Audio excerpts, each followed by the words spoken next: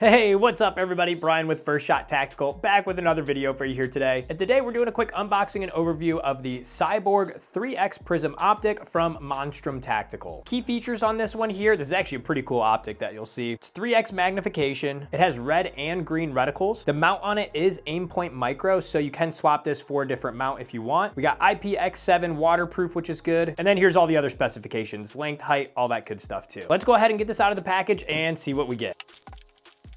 So we get our optic, which we'll actually get to here in a sec. We also get some hardware. This is for the mount and the screw to go ahead and do that. We get a battery, and normally they provide a battery in the optic, but then this is also a second battery, and this does take CR 2032 batteries. We also get a cleaning cloth for the lens here as well. We have the owner's manual or specifications, how to use it, all that good stuff in here. And then we also have this lifetime warranty card and also about their shake awake technology, which is nice as well. The Cyborg optic. Honestly, looking at this, I think that name is super fitting. It looks like something from RoboCop, which is pretty cool actually. On the left side here, we do have a battery door. So again, this is where that 2032 battery will go inside. And sure enough, they did provide one inside already. So we're gonna go ahead and tighten that back down. On the top here, we have plus and minus controls for our brightness, as well as toggling red or green. Across the top then, we have our windage and elevation, and these are caps that screw on. So all you have to do is unscrew these. And once you get it off, this actually is like the flathead screwdriver piece. So you just flip this upside down and then you can go ahead and adjust it,